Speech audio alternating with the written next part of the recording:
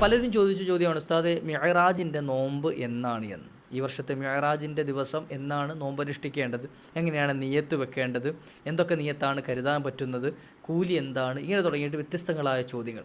പൊതുവേ പരിശുദ്ധമായ റജബ് വരുമ്പോൾ നമ്മളൊക്കെ അറിയാൻ ആഗ്രഹിക്കുന്ന ആ പരിശുദ്ധമായ മിഅ്റാജ് ദിവസത്തെ പറ്റിയും ആ യാത്രയെ പറ്റിയൊക്കെ ഉണ്ടല്ലോ. ഇൻഷാ അല്ലാഹ് ചുരുങ്ങിയ രൂപത്തിൽ ഇന്നത്തെ വീഡിയോയിൽ കേൾക്കാം. കൂട്ടത്തിൽ ഈ നോമ്പ് പാടില്ല, ബിദ്അത്താണ്, ചെയ്യാൻ പാടില്ല എന്ന് വാദിക്കുന്ന ആളുകളും അവർക്കുള്ളൊരു ചെറിയ മറുപടി കൂടെ നമുക്ക് ഇൻഷാ അല്ലാഹ് വീഡിയോ ഉൾപ്പെടുത്തുന്നുണ്ട്.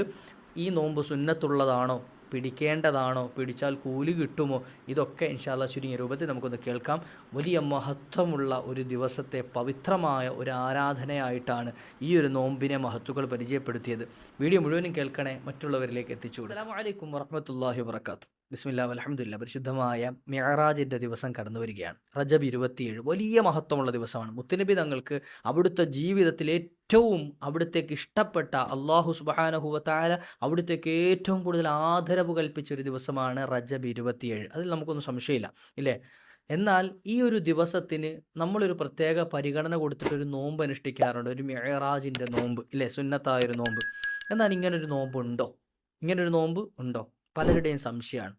കാരണം എന്ന് വെച്ചാൽ പല പുത്തനാശയക്കാരും വന്നിട്ട് അങ്ങനൊരു നോമ്പില്ല, അങ്ങനെയാണല്ലോ പൊതുവേ ഇത്തരത്തിലുള്ള ആളുകളുടെ സ്വഭാവം അതാണ്. ആരെങ്കിലും ചെയ്യുന്ന അമൽ അങ്ങോട്ട് മുടക്കിക്കളയാം. ഇപ്പോൾ മരിച്ച ഒരാൾ മരണപ്പെട്ടു, ആ വീട്ടിൽ ആരെങ്കിലും ഇരുന്ന് ഖുർആൻ ഓതുകയാണ്. ഖുർആൻ ഓതുന്നിടത്ത് അള്ളാഹുവിൻ്റെ അംലാക്കുകൾ ഇറങ്ങും, മലക്കുകൾ ഇറങ്ങും. അവിടെ ചെയ്യുന്ന ദുആകൾക്ക്, ആ മലക്കുകൾ ആമീൻ പറയുന്ന ദുആകൾക്ക് ഇജാബത്ത് ഉണ്ടാവും. ഇതൊക്കെ ഹദീസുകളിൽ വന്നിട്ടുള്ളതാണ്. എന്നാൽ ആരെങ്കിലും ഒരാൾ മരിച്ച വീട്ടിൽ ഖുർആൻ ഓതുമ്പോൾ അവിടെ ഖുർആൻ ഓതാൻ പാടില്ല, ഓതേണ്ടതില്ല എന്ന് പറഞ്ഞ് അതങ്ങോട്ട് മുടക്കിക്കളയാം. ഇത്തരത്തിൽ നന്മ മുടക്കികളായ ചില ആളുകൾ എന്ത് ചെയ്യും? ഈ ദിവസം നോമ്പനുഷ്ഠിക്കൽ സുന്നത്തില്ല എന്ന് പറഞ്ഞിട്ട് രംഗത്ത് വരും. എന്നാൽ സത്യവിശ്വാസികളായ മുഅ്മിനീങ്ങൾ മുൻകാലങ്ങളിൽ പണ്ട് മുതലേ മഹാന്മാരായ മുൻഗാമികളായ താബിഈങ്ങളുടെയും സ്വഹാബത്തിൻ്റെയൊക്കെ കാലം മുതൽ തന്നെ അവരനുഷ്ഠിച്ചു പോന്നിരുന്ന ആ ഔലിയാക്കളുടെ പരമ്പരയിൽ അവരനുഷ്ഠിച്ചിരുന്ന ഒരു വലിയൊരു സൽക്കർമ്മം പരിശുദ്ധമായ റജബ് 27 മിഅ്റാജിൻ്റെ ദിവസത്തിൽ ഒരു നന്ദി സൂചകമായിട്ട് നമ്മൾ എന്ത് ചെയ്യുക? നോമ്പനുഷ്ഠിക്കുകയാണ്. കാരണം നമുക്ക് വലിയൊരു നേട്ടം മുത്തുനബി തങ്ങളിലൂടെ അല്ലാഹു സുബ്ഹാനഹു വ തആല നൽകിയ വലിയൊരു അനുഗ്രഹത്തിൻ്റെ ദിവസമാണല്ലോ. അതുകൊണ്ട് തന്നെ ആ ദിവസത്തിന് വലിയ പ്രത്യേകതയുണ്ട്, മഹത്വമുണ്ട്. അല്ലാഹു സുബ്ഹാനഹു വ തആല ആദരിക്കാനുള്ള ഭാഗ്യം നൽകട്ടെ. ഈ വർഷത്തെ മിഅ്റാജിൻ്റെ ദിവസം എന്നാ വരുന്നത്? നാട്ടിലുള്ള ആളുകളെ സംബന്ധിച്ചിടത്തോളം ജനുവരി 17 ശനിയാഴ്ചയാണ് മിഅ്റാജിൻ്റെ നോമ്പനുഷ്ഠിക്കേണ്ട റജബ് 27 ദിവസം വരുന്നത്. വിദേശത്തുള്ള ആളുകൾക്ക് ഒരു ദിവസം മുമ്പേ വെള്ളിയാഴ്ചയായിരിക്കും അവർക്ക് നോമ്പ് വരിക. ഇൻഷാ അല്ലാഹ് കഴിയുന്ന ആളുകളൊക്കെ ആ ഒരു സുന്നത്തായ നോമ്പനുഷ്ഠിക്കാൻ ശ്രമിക്കുക.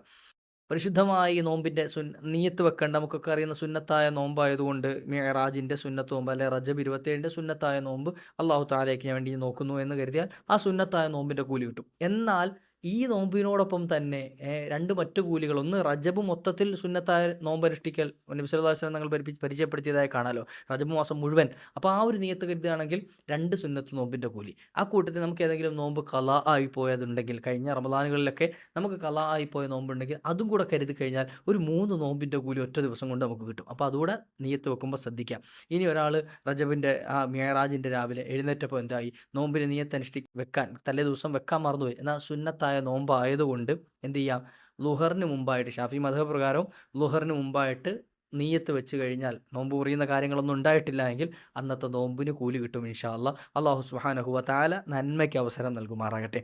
ഇനി നമുക്കറിയാം, പലപ്പോഴും മിഅ്റാജിൻ്റെ സുന്നത്ത് നോമ്പിനെ പറ്റി പറയുമ്പോൾ ബാജൂരിയിലുണ്ട് എന്ന് പറയാറുണ്ട്. കിതാബ് ബാജൂരി, മഹാനായ സുലൈമാനുൽ ബാജൂരി തങ്ങളുടെ ആ ഒരു കിതാബ് വിശദീകരിച്ചുകൊണ്ട് പറയാറുണ്ട്. തീർച്ചയായിട്ടും ആ ഒരു കിതാബിൽ വളരെ വ്യക്തമായിട്ട് ബാജൂരി ഇമാമിനെ സംബന്ധിച്ചിടത്തോളം അവിടുത്തെ ഗ്രന്ഥത്തിൽ സുന്നത്തായ നോമ്പിനെപ്പറ്റി ഇന്ന നോമ്പ് സുന്നത്താണ് എന്ന് പരിചയപ്പെടുത്തിയിട്ടുണ്ട് എങ്കിൽ അത് അത്രത്തോളം സുന്നത്തായതുകൊണ്ടാണ്, അതിനത്രത്തോളം കൂലിയും മഹത്വവും ഉള്ളത് കൊണ്ടാണ്. കാരണം ആ കിതാബിൻ്റെ ഇബാറത്ത് തന്നെ വിശദീകരിക്കുന്നുണ്ട് എന്താ കാരണം എന്നുള്ളത്.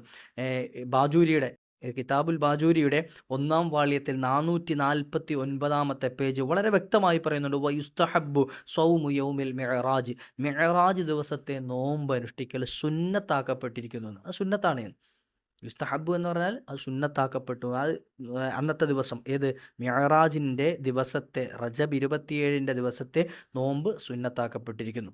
വാജൂരി ഇമാം അത്രത്തോളം പറയണമെങ്കിൽ ആ ഒരു നോമ്പ് അത്രത്തോളം സുന്നത്തായി, അല്ലെങ്കിൽ അത്രത്തോളം മഹത്വം ഉള്ളത് കൊണ്ടാണ്. കാരണം ആ കിതാബിൽ ഇബാറത്ത് തന്നെ, അതിൻ്റെ ഒരു വിശദീകരണത്തിൽ തന്നെ കാണാൻ കഴിയുന്നത് വസക്കത്തൽ മുസന്നിഫു, ഇതിൻ്റെ മുസന്നിഫ് അവിടുന്ന് എന്തായിട്ടുണ്ട്, സുക്കൂത്തായിട്ടുണ്ട്. എന്ന് വെച്ചാൽ പറയാതെ പോയിട്ടുണ്ട് എന്ന് ചില സംഗതികൾ. എന്തിനെപ്പറ്റി?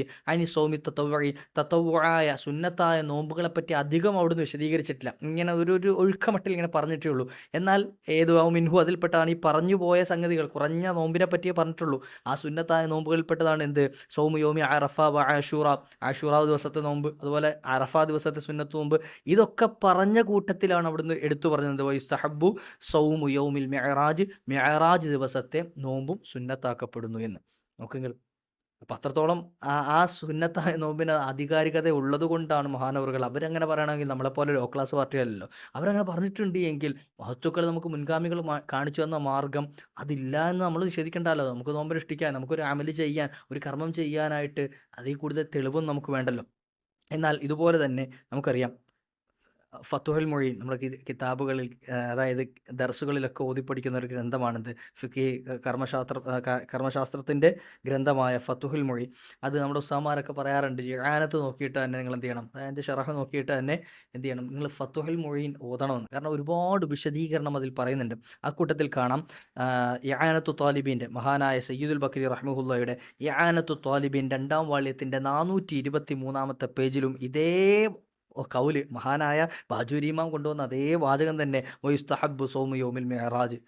നോക്ക്, ഇമാം സയ്യിദുൽ ബക്കരി റഹ്മഹുല്ല അവിടുന്ന് വിശദീകരിക്കുന്നുണ്ട്.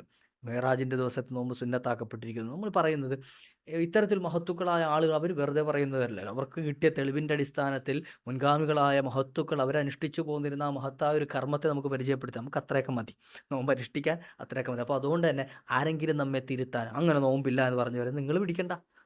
പറഞ്ഞു വരുന്നവരോട് പറയാം, എന്ത്, നിങ്ങൾ അനുഷ്ഠിക്കണം, നിങ്ങളോട് ഇപ്പോൾ നിർബന്ധിക്കുന്നൊന്നുമില്ലല്ലോ. എന്നാൽ മഹത്തുക്കളായ മുൻഗാമികൾ നമുക്ക് പഠിപ്പിച്ചു തന്നതുകൊണ്ട് ഞങ്ങൾ ആ ദിവസത്തെ ബഹുമാനിക്കുകയും ആദരിക്കുകയും. ഒരുപാട് ഹദീസുകൾ കാണാൻ കഴിയും ഇത്തരത്തിൽ ബഹുമാനമർഹിക്കുന്ന ദിവസത്തെ നോമ്പ് പോലത്തെ ഇബാദത്തുകളെ കൊണ്ട് ആ ദിവസത്തിനൊരു നന്ദി സൂചകം അള്ളാഹുവിലേക്ക് അറിയിക്കുക എന്നുള്ളത് മഹത്തുക്കൾ ചെയ്തിരുന്ന ഒരു അമലാണ്, അല്ലേ? അത്തരത്തിൽ എന്ത് ചെയ്യുക, ഒരുപാട് ഹദീസിൻ്റെ ഗ്രന്ഥങ്ങളിൽ കാണാൻ കഴിയും. അതുകൊണ്ട് തന്നെ ആ ദിവസത്തെ നോമ്പനുഷ്ഠിക്കണ്ട എന്ന് പറയുന്നവരോട് പറയാം, നിങ്ങൾ നോമ്പനുഷ്ഠിക്കണ്ട, ഞങ്ങൾ നോമ്പനുഷ്ഠിക്കും. കാരണം ഞങ്ങൾക്ക് വലിയ പവിത്രതയുള്ളൊരു ദിവസമാണെന്ന്. അല്ലേ? ഒരുപാട് ശ്രേഷ്ഠതകൾ പറയുന്നുണ്ട്. ഈ ദിവസത്തെ ഒരുപാട് അമലുകൾ കൊണ്ട്, ദിക്റുകൾ കൊണ്ട്, സ്വലാത്തുകൾ കൊണ്ടൊക്കെ നമ്മൾ ധന്യമാക്കണം. അള്ളാഹു തൗഫീഖ് നൽകട്ടെ. അപ്പോൾ ഈ വർഷത്തെ മിഅ്റാജിൻ്റെ ദിവസം വരുന്നത് ഏതാ? ഈ ജനുവരി 17 ശനിയാഴ്ചയാണ്. നമുക്ക് നാട്ടിലുള്ളവർക്ക്, വിദേശത്തുള്ളവർക്ക് 16-ാം തീയതി വെള്ളിയാഴ്ചയുമാണ്. അള്ളാഹു തൗഫീഖ് നൽകട്ടെ. ഈ വെള്ളിയാഴ്ച രാത്രി മിഅ്റാജിൻ്റെ രാത്രിയാണ്. ഒരുപാട് അമലുകൾ ചെയ്യണം കേട്ടോ, ഇൻഷാ അല്ലാഹ്. അള്ളാഹു നമുക്കൊക്കെ ഒരുപാട് നന്മകൾ ചെയ്യാനുള്ള ഭാഗ്യം നൽകുമാറാകട്ടെ. മറ്റുള്ളവരിലേക്ക് എത്തിച്ചു കൊടുക്കുക. വാഖിർ ദഅ്വാനാ അൽഹംദുലില്ലാഹ്. അസ്സലാമു അലൈക്കും വറഹ്മത്തുള്ളാഹി.